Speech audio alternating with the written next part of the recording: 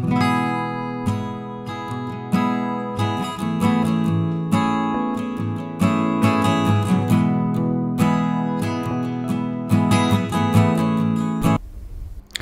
everyone, hope you are doing well. Welcome to Secure Plus 4 series. Today we are going to talk about qualitative analysis of organic compounds. It's very important topic from examination point of view.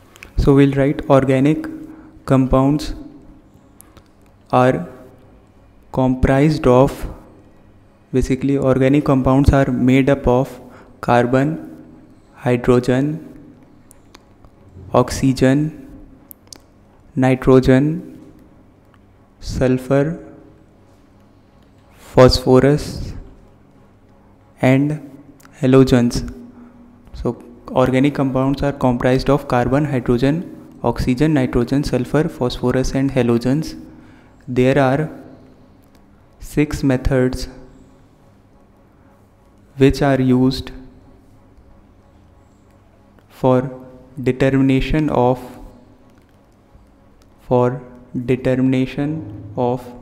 percentage composition of elements in organic compounds. So there are total 6 methods in this syllabus which we will discuss for determination of percentage composition.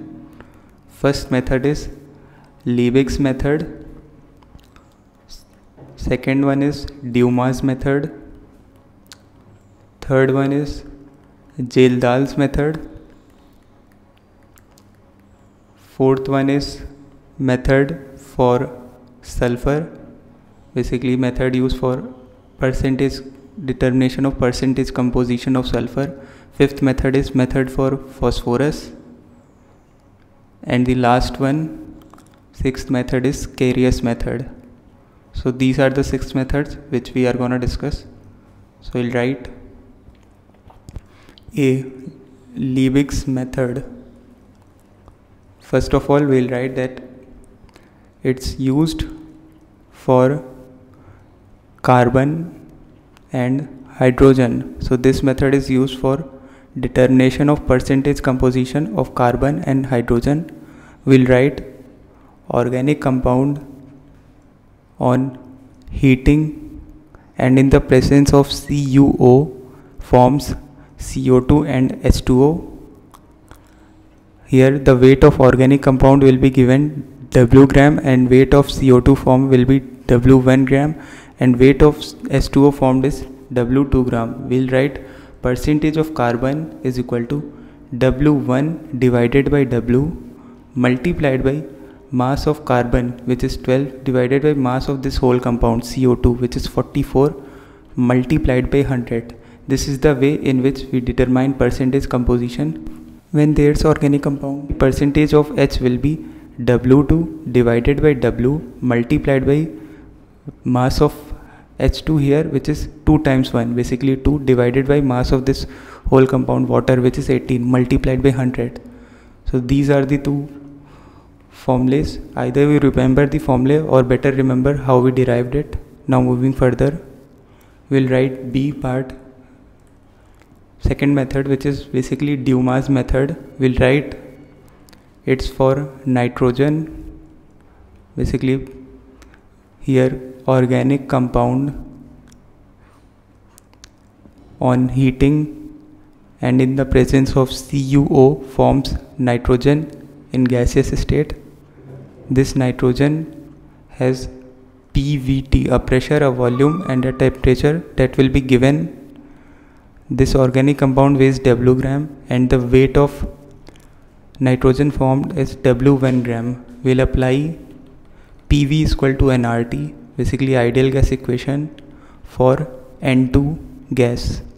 Simply PV is equal to moles. Moles is W1 divided by weight of this N2 is 28 multiplied by RT, right? So W1 will come out to be 28 times PV divided by RT. Now simply we'll write percentage of N is equal to, here there's a twist, we'll write simply W1 divided by W multiplied by 100. You need to remember how we wrote. Now putting the values, W1 is 28 times PV divided by RT, and here W multiplied by 100. Here PV divided by RT, you know the value, it is simply N, which is moles. 28N divided by W multiplied by 100. This is the formula you need to remember. Simply remember the formula and you will be able to solve problems. Now moving further, we will write third method or C part, which is Gildahl's method. This method is also used for nitrogen, so we'll write it's for nitrogen. We'll write the equation, we'll write the reaction. Basically, organic compound on reaction with sulfuric acid gives NH4 whole twice SO4, which in the presence of sodium hydroxide will give ammonia and sulfuric acid. This sulfuric acid formed here has molarity M and volume V in liter, which will be provided in the question itself. So molarity M and volume consumed in liter is given. Also, this organic compound here has a weight which is W gram. We know the formula for moles. Moles is basically molarity times volume. So we'll write N is equal to M times V. We'll write percentage of nitrogen is equal to, we'll write the weight of nitrogen here, which is moles times molecular weight, which is N multiplied by 2 times 14 divided by W, which is weight of organic compound, multiplied by 100. So N is basically MV multiplied by 2 times 14 divided by W multiplied by 100. This is the formula simply. This is important. Just remember how we derived, right? Basically remember the basic theme of all these formulas we are deriving. Here M is the molarity of sulfuric acid and V is volume of sulfuric acid consumed. Simply this will be given in the problem itself. Just remember this formula. Now moving further, we'll write the fourth method or D part, which is method for sulfur. Basically this method is used for determination of percentage composition of sulfur. So we'll write organic compound on reaction with HNO3 forms sulfuric acid and barium chloride, which further forms barium sulfate. Here this organic compound weighs W gram. This barium sulfate formed weighs W 1 gram. We'll write percentage of sulfur is equal to, you know how we write W1 divided by W multiplied by the weight of sulfur here is 32 divided by the weight of BaSO4. You know molecular weight, it is 233 gram per mole. So we'll write 233 multiplied by 100. Simply this is the formula. W1 divided by W multiplied by 32 divided by 233 multiplied by 100. Here W1 is weight of barium sulfate, which will be provided in the question itself, and W is weight of organic compound, which will also be provided. Simply.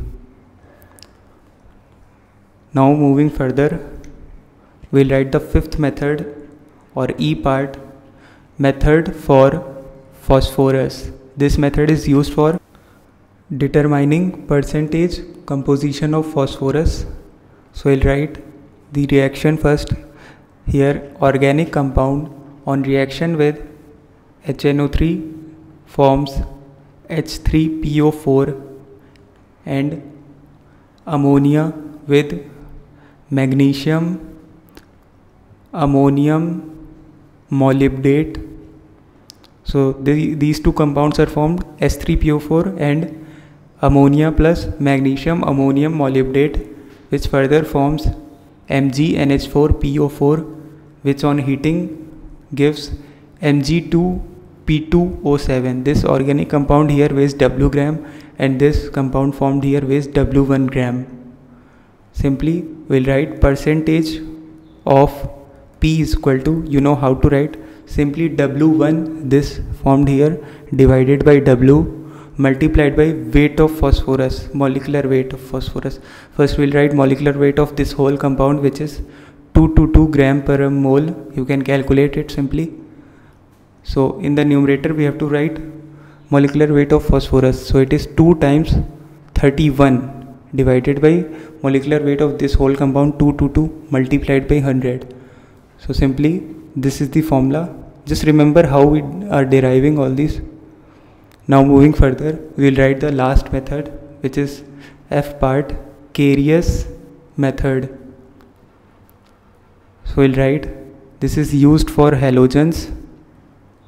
This method is for halogens.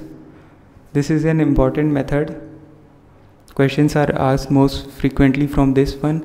We'll write X denotes halogen. Wherever X is present, it simply denotes halogen. Organic compound which weighs W gram here on reaction with HNO3 and AgNO3 will form AgX. This will weigh W 1 gram. Here the X represents halogen simply. Here if X is chlorine, bromine and iodine, if X is chlorine, then color of the compound formed will be white. Basically the color of AgX formed. If X is bromine, color formed will be dull yellow, and if X is iodine, then color of AgX formed finally will be bright yellow. Simply. Also we'll write an important point, that percentage of fluorine can't be estimated using this method. Percentage of fluorine can't be estimated by this method. Now moving further, we'll derive the formula. First of all, we'll write the reaction again. Organic compound on reaction with HNO3 and AgNO3 forms AgX. The weight of organic compound will be given W gram, and for AgX W 1 gram. This X here represents halogen. So we'll write percentage of X will be W1 divided by W multiplied by atomic weight of X, basically atomic weight of halogen, atomic weight of X divided by weight of AgX, weight of the whole compound, weight of AgX multiplied by 100. This is the important formula. Just remember how we are deriving all these. Also we'll draw 3 columns here for different cases, basically when there are different halogen atoms. On first one we'll write X, second one weight of X, and third one is for weight of AgX.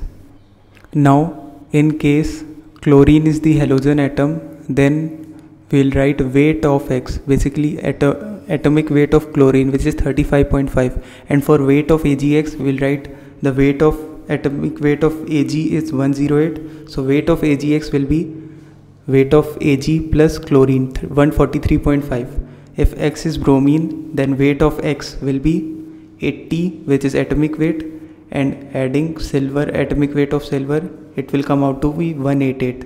If X is iodine, then weight of X will be 127, atomic weight of iodine, and weight of AgX will be 108 plus 127, which is 235. Now once again reviewing the formula. So percentage of X will be W1 divided by W, right, multiplied by atomic weight of X. For this use this table simply. For chlorine 35.5, bromine 80, iodine 127, divided by weight of AgX. Chlorine 143.5, bromine 188, and iodine 235.